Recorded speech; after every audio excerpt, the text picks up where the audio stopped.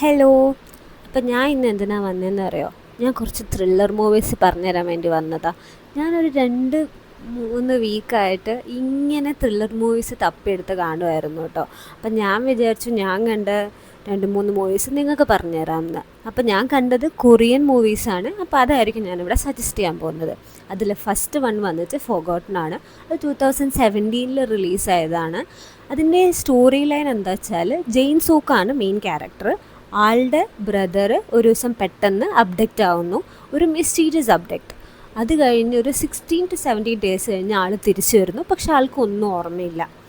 അപ്പോൾ ഇതെന്താണെന്നറിയാൻ വേണ്ടി ജെയിൻ സോക്ക് നടത്തുന്ന ഒരു ഇൻവെസ്റ്റിഗേഷൻ, അതാണ് അതിൻ്റെ ട്രൂത്ത് കണ്ടുപിടിക്കുന്ന ഒരു സ്റ്റോറിയാണ് ഈ ഫോഗോട്ടൺ. ഇതൊരു അടിപൊളി മൂവിയാണ്. അപ്പോൾ എല്ലാവരും അത് നെറ്റ്ഫ്ലിക്സിൽ പോയി കണ്ടോളൂ, നെറ്റ്ഫ്ലിക്സിൽ അവൈലബിൾ ആണ്. നെക്സ്റ്റ് വൺ വന്നിട്ട് ദ കോളാണ്. അതിൻ്റെ സ്റ്റോറി ലൈൻ എന്താ വെച്ചാൽ ഒരു 20 years അപ്പാർട്ടിൽ ഒരേ വീട്ടിലുള്ള 2 ആൾക്കാർ തമ്മിൽ ഫോണിലൂടെ സംസാരിക്കുക.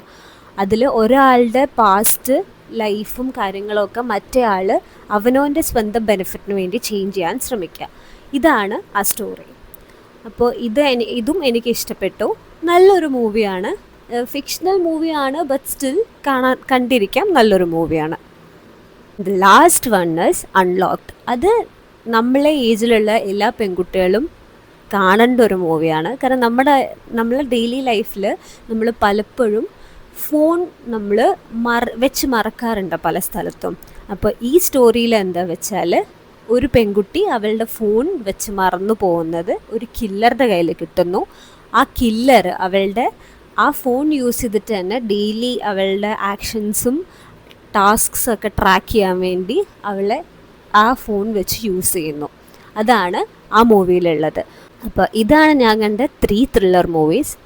അപ്പം നിങ്ങൾക്ക് ഇനിയും ത്രില്ലർ മൂവീസിനെ പുതിയ പുതിയ മൂവീസ് കൊറിയനും അല്ലെങ്കിൽ വേറെ ഏതെങ്കിലും അറിയണം എന്നുണ്ടെങ്കിൽ അത് കമൻറ്റ് ബോക്സിൽ അറിയിക്കുക. ഇനി നിങ്ങൾക്ക് ഏതെങ്കിലും അറിയെങ്കിൽ അതും കമൻറ്റ് ബോക്സിലിടുക.